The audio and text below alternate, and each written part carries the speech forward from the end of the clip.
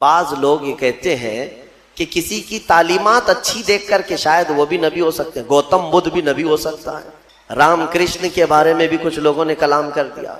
हाँ, ये मैं उन लोगों की बात नहीं कर रहा हूँ जो राम कृष्ण के भक्त हैं, बल्कि मैं बाज मुसलमान स्कॉलर कहे जाने वालों की बात कर रहा हूँ। हाँ, उन लोगों को तहकीक का बड़ा शौक है तो तहकीक में कुछ भी लट मार देंगे। गौतम बुद्ध नबी हैं, नबी हो सकते हैं, ये कुछ लोगों ने ये शोशा छोड़ा। दलील में ये कहते हैं उनकी तालीमात भी जो हैं वो दूसरे नबियों की तालीमात से मिलती जुलती हैं। तसव्वुफ के जितने भी मराहिल हैं वो उनकी तालीमात में भी मिलते हैं। हो सकता है वो अपने ज़माने के नबी रहे हो। एक बात याद रख लें, आपको फार्मूला बताया, इस पर हमेशा चलिए। आप किसी को भी नाम के साथ नबी कहने के लिए उनका नाम कुरान में या हदीस में आया हुआ होना जरूरी है। अगर कुरान और हदीस में उनका नाम नहीं आया तो चाहे उसकी तालीमात सबसे आला ही क्यों ना हो, नबी हम नहीं कह सकते।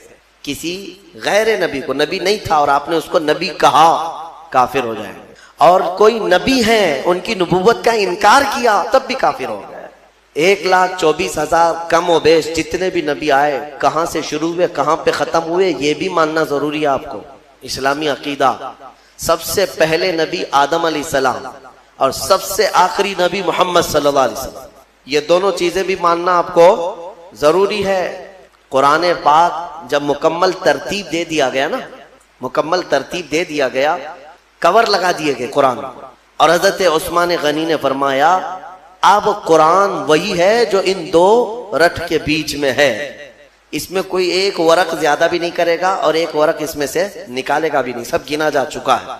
आदम अलैहिस्सलाम इब्तिदाए अंबिया इकराम में पहले नबी हैं और मोहम्मद सल्लल्लाहु ताला अलैहि वसल्लम आखिरी नबी हैं। ये दोनों अव्वल व आखिर का मानना बहुत जरूरी है। इनमें एक नबी को भी हटाया तो बहुत सारे जालिम दूसरों को लाकर अंदर दाखिल करेंगे।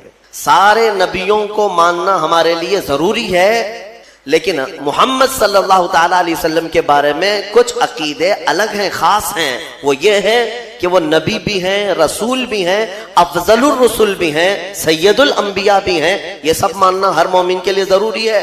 और सबसे मजबूत चीज ये मानना जरूरी है कि मेरे मोहम्मद सल्लल्लाहु अलैहि वसल्लम खातमुन नबीयीन है।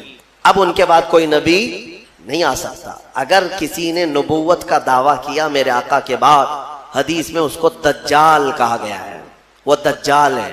दज्जाल किसे कहते? सबसे बड़ा झूठा। वो जो बड़ा दज्जाल आएगा वो बाद में आएगा, लेकिन जो नबूवत का दावा करते वो भी दज्जाल है। बात समझ में आ रही?